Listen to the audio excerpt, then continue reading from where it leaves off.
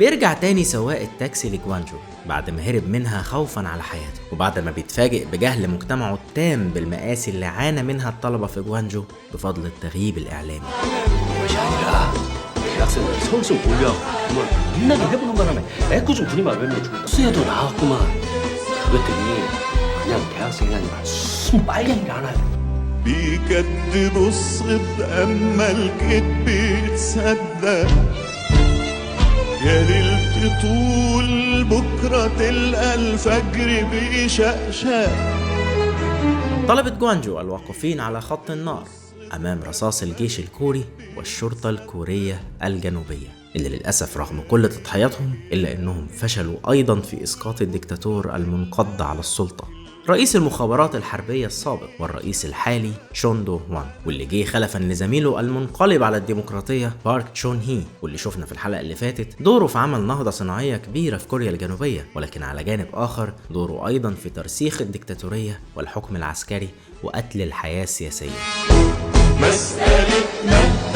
كل مرة بيقول فيها الطلبة الكوريين هي دي نهاية الليل، وأكيد ده النهار بيبدأ ليل جديد، لكن ليل تشون دو هوان ما كانش زي أي ليل عدى عليهم قبل كده.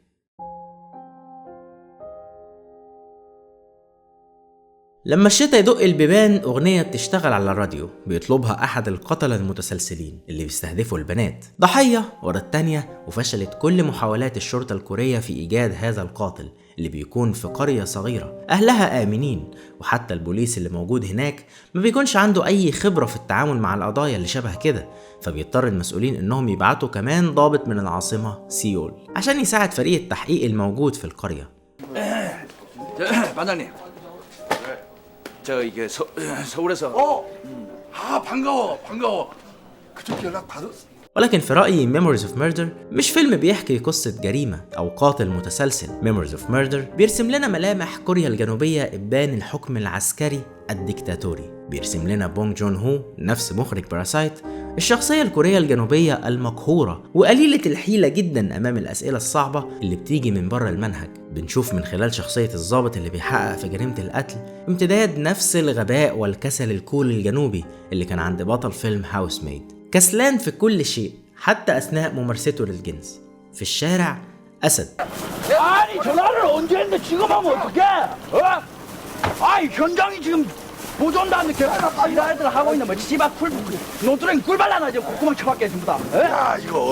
إنما في البيت طفل مراته بتعتني بيه، لا يعتمد تماما على الأساليب العلمية في تحقيقات الجرائم، بالرغم من إنه بيشوف برامج كشف الجرائم الأمريكية ببالغ الاهتمام على التلفزيون، لكنه ببساطة كسلان، وبيبرر كسله ده بإن كوريا صغيرة مش محتاجين إن احنا نعمل مجهود كبير في البحث عن الجرائم. FBI라고 있어. FBI. 그 새끼들이 수사하는 거 보면 말이야. 어떻게 하는 줄 알아? 반짝. 대가리로 존나 이군요. 분석하고 말이야. 땅덩어리가 어마어마하거든. 근데 이 대한민국이라는 나라는 말이야. 이 두 발로 몇 발짝 뛰다 보면 다 밟히게 돼 있다고. 땅덩어리가 씨발 존만하거든. 응? 옛말이 있어. 이 새끼야.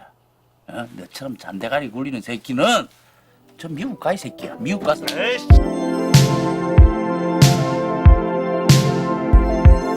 طبعا العقلية دي لن تخلو من فكرة الفهلوة الكورية، حجة أي شخص فاشل وغير مؤهل ومش بياخد بالأسباب. 나 다른 건 몰라도 이 사람 보는 눈은 있다는 거야. والحقيقة إن مش الضابط لوحده اللي كان كده، ولكننا بنشوف المجتمع كله حواليه برضه كده، الجميع غير مؤهلين، حتى الأطفال متشردين ومش عايشين طفولتهم صح. وواضح قوي اهتمام الجنرال بالعاصمة سيول من حيث النهضة المعمارية والتعليمية، وعلى العكس تماما بالنسبة للأرياف والقرى البسيطة. ممكن أي شيء يتلفق، المهم صورتنا قدام الإعلام.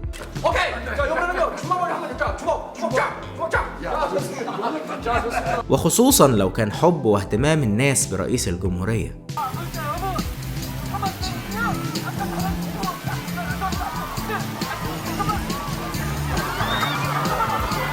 بونج جون هو سرد القصة بطريقة في غاية العبقرية. في الأول بتشعر إنك بتشوف فيلم كوميدي لايت خفيف، مش ممكن تتخيل من البدايات دي إنك هتوصل للنهايات دي، ولأن في الحقيقة هو ده الواقع في المجتمعات المفككة اللي بتكون تحت سطوة الحكم العسكري. لما بيحصل أي مصيبة بتعدي، مش مهم، انا مالي مادام بعيدة عن خلاص. ولكن مع موت السياسة، مع الفقر، مع الجهل، مع الكبت، بتبدأ كمجتمع تواجه أعداء غير تماما اللي انت حاططهم في حسابك.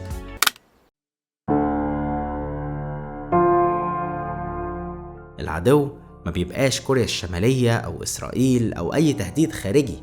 التهديد الخارجي بيتحول لمجرد فزاعة من الدكتاتور المريض اللي بتعبده. العدو بيبقى من أولادك، أعدائك بيبقوا من جواك، ناس عمرك ما سمعت عنهم قبل كده، مقفول عليهم غطا الحلة ومستنين أي فرصة يطلعوا عشان ينتقموا منك ويسيطروا عليك ويدفعوك تمن سكوتك على كبتهم. وعبقرية الفيلم إنه محطناش في منظور المواطن الكوري العادي البسيط اللي خايف على بنته من الاغتصاب والقتل، ولكنه وضعك في منظور الشرطة اللي بتعذب الناس في الأقسام، الشرطة اللي واضح جدا إنها غير مؤهلة، اللي ما بتحترمش أبدا حقوق المعاقين ذهنيا أو حقوق الإنسان عموما، ولكن في نفس الوقت بتحاول مع مرور الوقت تبذل أقصى جهدها في القبض على القاتل. وهنا بتتكون عبقرية المنظور في الفيلم اللي بيعيشك في حالة المواطن الكوري في هذا الوقت اللي بيتمارس عليه العنف، ورجل الأجهزة الأمنية بتديله بالجزمة على دماغه ليل نهار. صفعة الوجه، ضربة الرجل، هي لغة التواصل في هذا المجتمع المكبوت. وطبعا الرجل دي لازم تبقى مغلفة، أما رجل باقي الشعب فلازم تبقى حاجة أمريكي أصلا.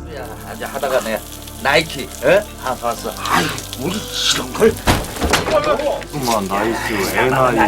나이스나 뭐 신고 다닐 때. ولكن مع الثورة على هذه الرجل ومع قطعها انت كمان بتكون في موقف المتعاطف مع الجلاد، لان هو املك الوحيد في الكشف عن الخطر المجهول الاخر. ولكنك لو وقفت لحظة واحدة وفكرت هتلاقي ان لو في تعليم، حرية رأي، لو في ديمقراطية، لو في ضمير، لو في احترام اصلا لدور المرأة، لو في محاسبة ورقابة حقيقية، لو في حقوق انسان، لو الجلاد للحظة واحدة ساب الكرباج ومسك الورقة والقلم، كان هيظهر أكيد الخطر المجهول ده برضه. ما هو الشر موجود، ولكن التعامل معاه كان هيكون أفضل بكتير.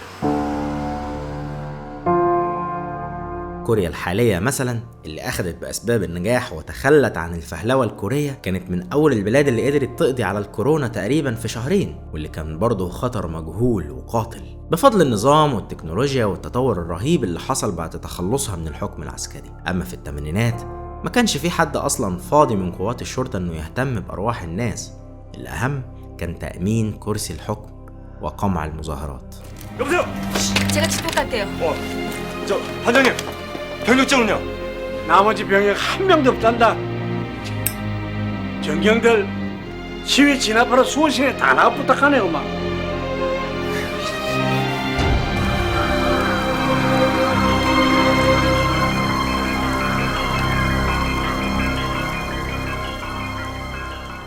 كل ما هتقرب من الدليل هتلاقي النظام نفسه هو اللي بيعطلك، مرة عشان مفيش تعليم كفاية،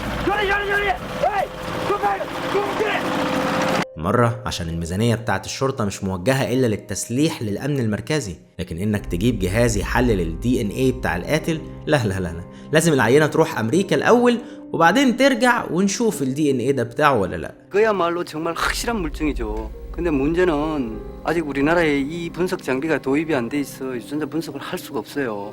이 정액 자체를 미국으로 보내야 돼. 현재로서는 그 방법밖에 없어. الصناعة الكورية لما تعتمد عليها هتلاقيها مقلب كبير. 너무 심해. 한번 조집부게 이 개새끼 이거는. وهنا بيجي مفترق الطرق، اللحظة اللي ما بتبقاش فيها عارف تجاوب على الأسئلة، الخطر المجهول، بكرة اللي بيخوفوك منه، إيديه بتبدأ تطولك في بيتك، في عرضك، في أكل عيشك. مش بتبقى عارف تحدد هو مين الجاني ومين الضحية. هل المواطن ضحية ولا المواطن يستاهل؟ هل النظام خاين بيعمل لمصالحه الشخصية ولا هو ده الصح ودول أكتر ناس أمينين على مصلحة البلد؟ طب الشعب ده ما يجيش غير بالكرباج ومن غير النظام هنضيع والديابة هتاكلنا؟ هل المجرم الديب ضحية النظام؟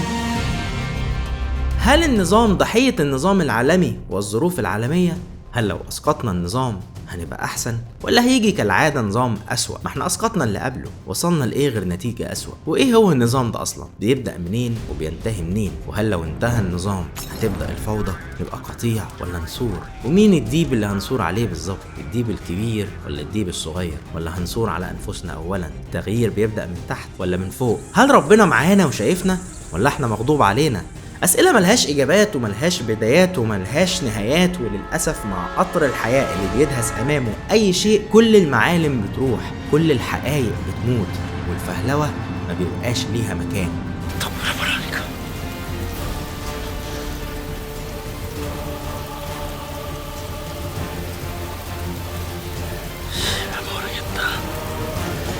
والواقف في النور بيبقى وشه مضلم، والواقف في الضلمة بيبقى وشه منور، وبنفضل نضحك عشان نهرب من مواجهة القطر لحد ما العاقل بيتجنن والمجنون بيبقى عاقل. وفي عز حيرتك وغبائك في التعامل مع الأسئلة الكونية دي، وفي عز ما انت واقف على الحافة بين النور والظلام، الأطفال، الأجيال اللي جاية، النساء نواة المجتمع وبذرته الأساسية، الفقراء والمهمشين هم اللي بيقفوا قدام القطر، وهم اللي بيدفعوا تمن تخليك عن تقديم الإجابات اللي اتشرحت لك ملايين المرات بجميع الأشكال وانت حمار ما بتفهمش. وحتى لو فهمت، خوفك بيخليك تصبر لحد ما تبدأ تكتب إجابات، ولكن للأسف بتكون في لحظات لما أوراق الامتحان وترجع تعيد نفس الامتحان من الأول، لكن للأسف بتكون الأسئلة زادت وبقت أصعب عن المرة اللي قبلها.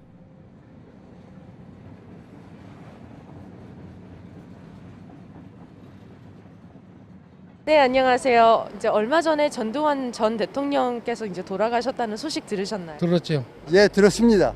들었어요. 들었습니다. 네, 들었습니다. 국가의 죄인이니까. 나 잘 죽었다고 생각해. 잘 죽었다고 그래. 독재자예요. 사람으로서 할 도리를 돌아갔었으니까 말하자면 기잡아야 되잖아.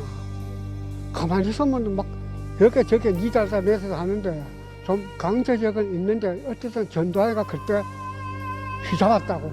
어떻게 생각하면 나는 고향이 난 강주가 고향이라고. 우리 형들이 다 서해가 죽었어. 아 진짜요? 서해 죽고 다 총탄에 맞아 죽었다고. 그 사람이 자연사 한 거 자체가 참 과연 하늘이 있는가. 그 사람이 뭐냐 하면 전 재산이 26만 원밖에 없다고 그랬어. بعد 7 سنين من مظاهرات جوانجو، بعد 7 سنين عجاف على مستوى الحريات الفردية وحرية الصحافة، ورغم كل هذا العفن المستشري في المجتمع الكوري الجنوبي، قدر بعض الصحفيين انهم يسربوا تقارير عن التعذيب داخل السجون. 사건 발생 1년 11개월 만에 열리게 된 오늘 재판에서 재판부는 문 피고인에 대한 직접 신문에 앞서 오늘 공판에서 재판부는 준강제추행 혐의를 공소 사실에 추가했습니다. وبدأت التقارير الغربية تصدر شوية شوية عن المجازر اللي ارتكبت في حق متظاهرين جوانجو.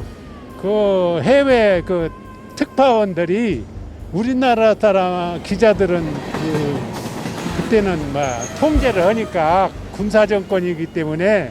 وده اللي أشعل أول شرارة احتجاج على الدكتاتور، واللي كالعادة نرجسية الدكتاتور بتكون هي الكبريت اللي بيزيد من لهيب النار.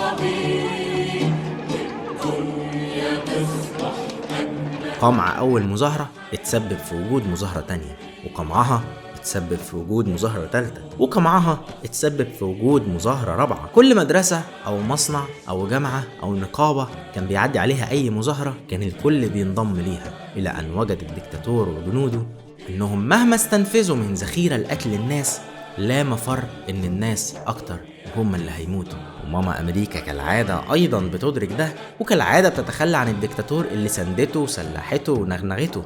وبيعلن الرئيس الأمريكي ريغان مناداته لتأسيس الديمقراطية في كوريا الجنوبية، وبيتم إسقاط الدكتاتور والحكم عليه بالإعدام لاتهامه بتهمة الخيانة العظمى. والأول مرة بيتم عمل انتخابات حرة نزيهة بعد حوالي 30 سنة من سنوات الحكم العسكري الدكتاتوري.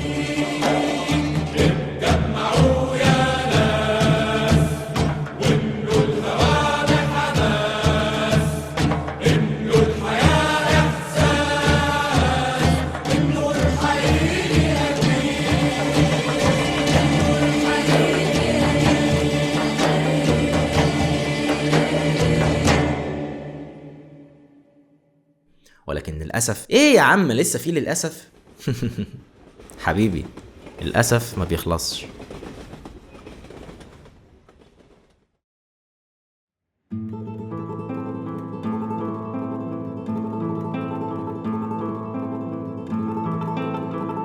كيم داي يونغ وكيم يونغ سام الاتنين كانوا أحد رموز الحركة الوطنية الكورية الجنوبية. كان عندهم شعبية جارفة عند أغلب الشعب الكوري الجنوبي، واللي ساهموا بشدة في قيادة ودعم المظاهرات في سبيل الديمقراطية. بينزلوا هما الاتنين الانتخابات قصاد بعض، وبدل ما يتوحدوا كرئيس ونائب أو كرئيس ورئيس وزراء بينزلوا الانتخابات قصاد بعض، والأصوات بينهم بتتفتت.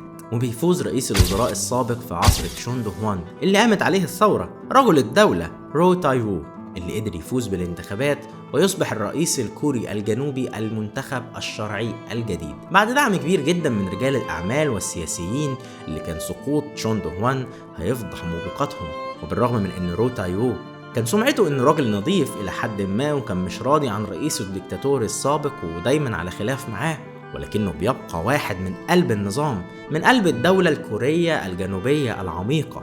وبتنتقل كوريا الجنوبية من الحكم بالسلاح إلى الحكم برأس المال، الشركات العملاقة اللي كبرها بارك تشون هي، وتزاوج المال والسلطة اللي حصل في عهد تشون دو هوان مع فشل المعارضة الكورية في توحيد الصفوف. تحول صراع الشعب الكوري من صراع أمام الرصاص إلى صراع أمام الشركات والمؤسسات المالية والصناعية العملاقة، صراع أمام مصالح رأسمالية أمريكية عليا، صراع بتحكمه أسهم البورصة.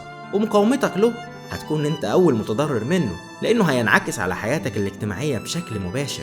وللأسف أيوة للأسف كوريا حاليا قدرت تحقق العيش والحرية، ولكننا اتفقنا إن ده مش كفاية، وإن المعادلة يجب أن تكون ثلاثية. وحتى الآن يتبقى لدى كوريا معركتها الكبرى والمعركة الأصعب، معركة العدالة الاجتماعية. 미군 특출 재벌 해체, 민주생활 바탕에는 신자유주의를 박살냅시다. 미군 특출 재벌 해체.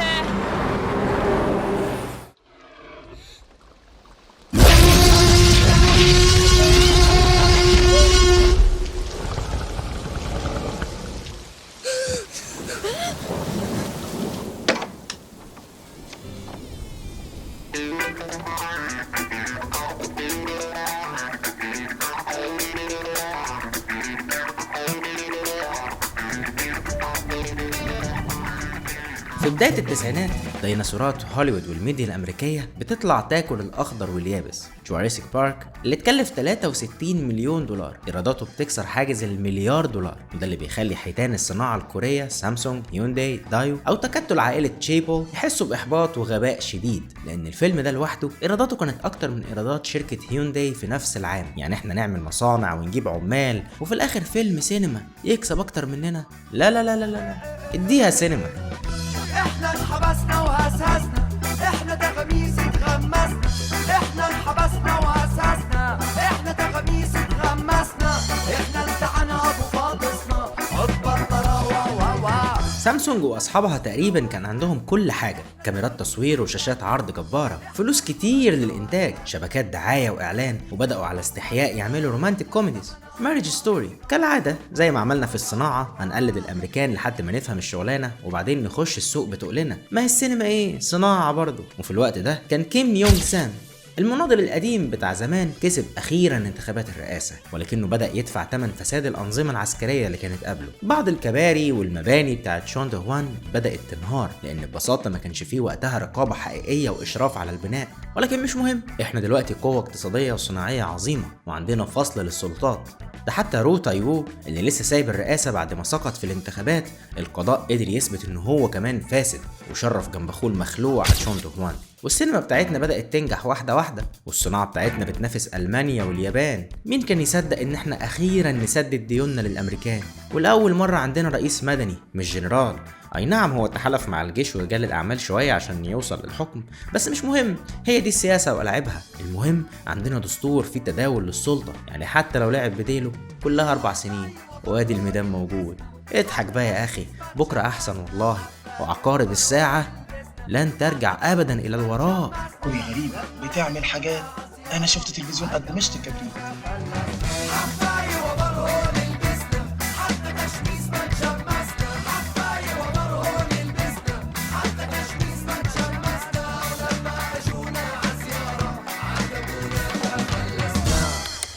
ايه ده؟ احنا فلسنا. ايه ده، احنا بجد فلسنا.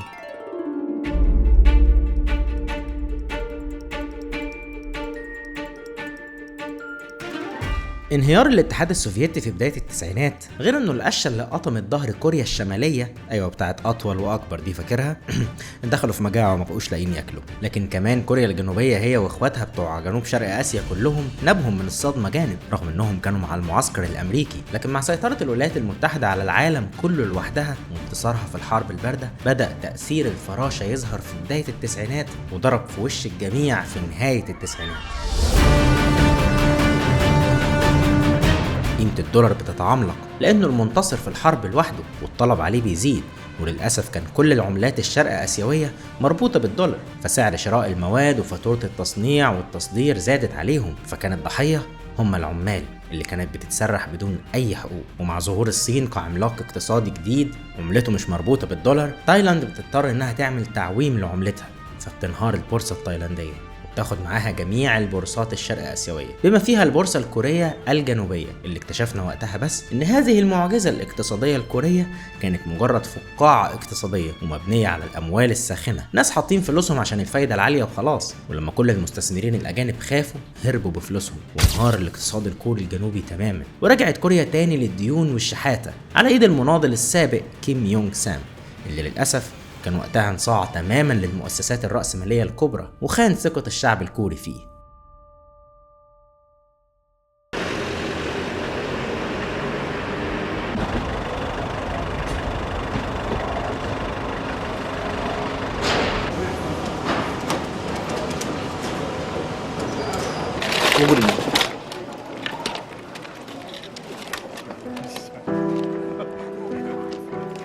كاس العالم في فرنسا بيخلص والدور على كوريا الجنوبية في التنظيم، وباقي بس 4 سنين والبلد غرقانة في الديون والمظاهرات. كيم يونغ سام بيخسر في الانتخابات، وفي سنة 98 بيتم أول تسليم سلطة سلمي ديمقراطي حقيقي، بيفوز كيم دايونغ المناضل الثاني.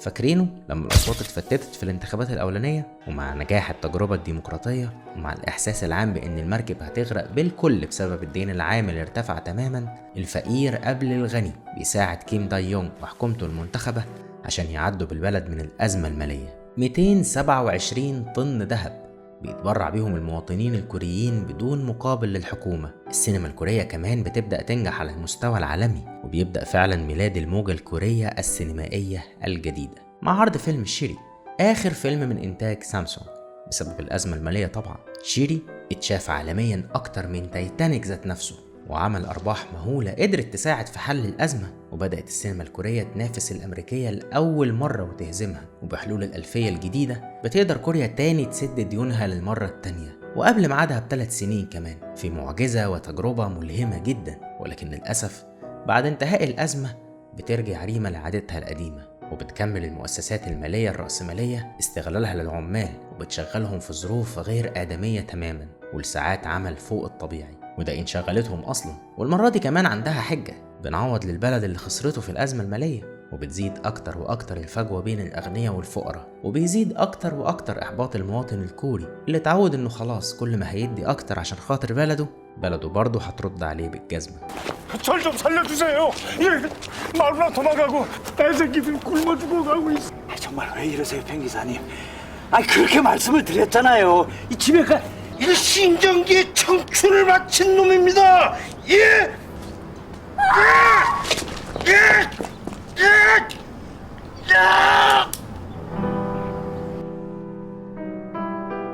عشان تقدر تفهم مدى الكبت والإحباط اللي كان عند المواطن الكوري في هذا الوقت، لازم جدا تشوف فيلم Sympathy of Mr. Vengeance، الإصدار الأول من ثلاثية الانتقام للمخرج اللي كلمة عبقري هتظلمه جدا، بارك تشان هوك. في نهاية Memories of Murder، الفيلم اللي اتكلمنا عنه في الأول، الضابط الغبي الغير مؤهل اللي كان جزء من النظام بيتحول لرجل أعمال في 2003، وبون جون هو بيخليه يرجع نفس المكان اللي شفناه فيه أول مرة، ويبص للشاشة ويدور على القاتل وسط المتفرجين. ولأن الموضوع مش مجرد قاتل زي ما عرفنا، ولأن الأسئلة لسه بتتجاوب غلط أو بتتجاوب ناقصة، بيدفع تمن ده المواطن الكوري في فيلم Sympathy of Mr. Vengeance إنتاج عام 2002، اللي هي تقريبا نفس الفترة الزمنية لنهاية فيلم Memories of Murder. وللأسف بنشوف نفس الحال اللي كان في الثمانينات، ولكن الشخصيات مختلفة شوية، بس الأسئلة أصعب بكتير.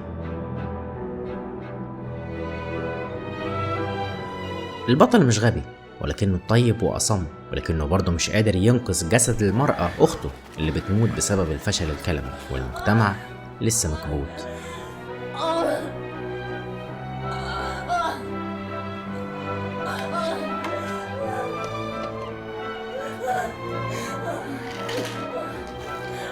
بيقرر انه يروح لتجار الاعضاء يديهم كليته في مقابل انهم يدوله كلية لاخته من نفس فصيلة دمها. ولكن المشكلة ان العملية محتاجة 10 مليون وون كوري. ريو راح ضحية الأزمة الاقتصادية وتسرح من مصنعه، فبتيجي لصاحبته اليسارية فكرة، وهي أنهم يخطفوا بنت راجل غني، الراجل اللي طرده، ويطلبوا فدية كبيرة، وهيخلوا بالهم من البنت جدا، وهيرجعوها تاني أول ما ياخدوا الفلوس، لأنهم ناس كويسين ومش مجرمين، ده هم الضحايا أصلا.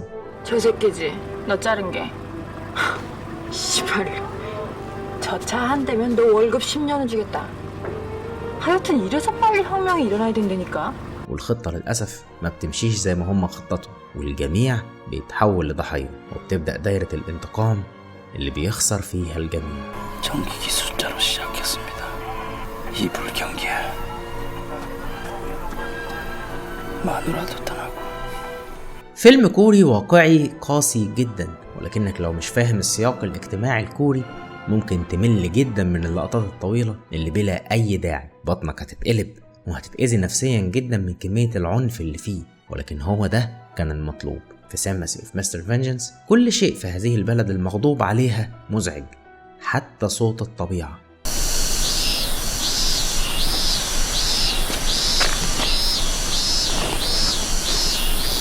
صوت المصنع كأنه صوت مجزرة آلية بتقطع جسد اللي شغالين فيه.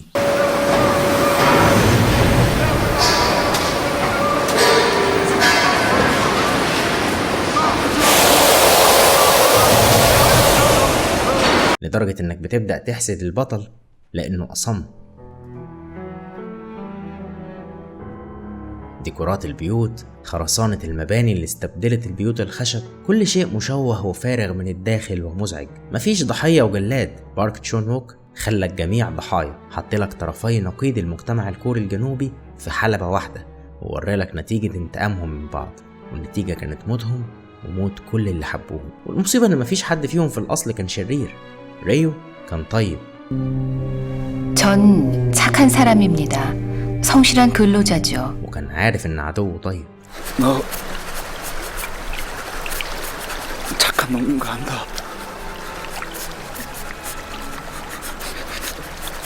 ولكن النظام السياسي والاقتصادي وغياب العدالة الاجتماعية، غياب القانون اللي واقف كأنه خيال مآتة، هو السبب، هو اللي حول المواطنين إلى وحوش.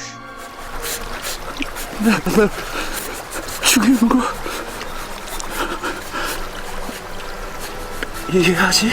الجسد الكوري من الخمسينيات وهو اللي بيدفع ضريبة السياسات، من أول تجنيد الجنود الكوريين في الجيش الأمريكي غصب عنهم في حرب فيتنام عشان يموتوا بدل الأمريكان مقابل تسديد الديون للنظم العسكرية، مرورا بتكرار نفس الموضوع في الحرب على أفغانستان، مرورا بالكوارث اللي حصلت ومات فيها أجساد كتير بعد الحكم العسكري.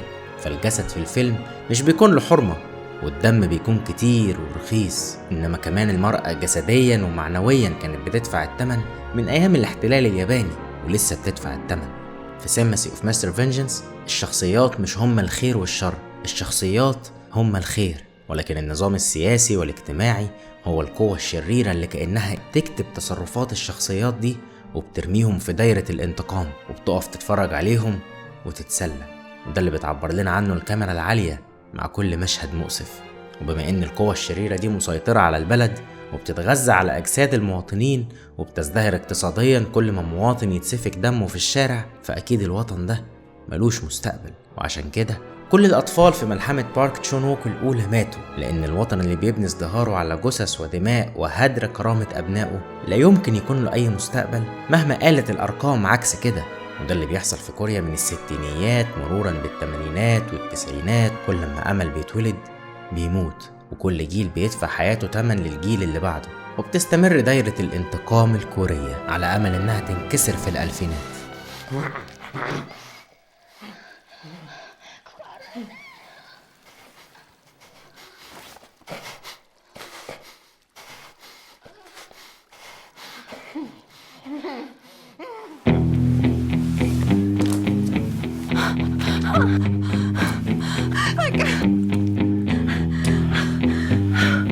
كل ما بفرد بحاول اطير زي البحصة تطلعيلي. كل ما بفرد بحاول اصير بتصير غصة بالمريء، وانا بالظبط كتير مستصعب وانتي شهيد تحتاج سفير. تعي عندي جمعة السبت زي كل الناس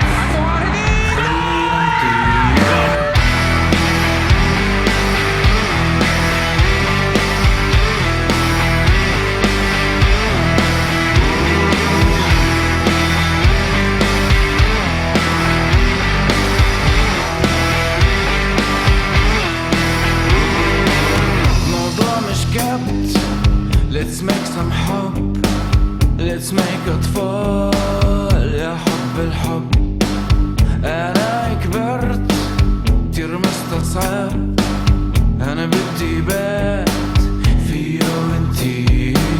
كل ما بفرد بحاول أطير زي البحصة تطلع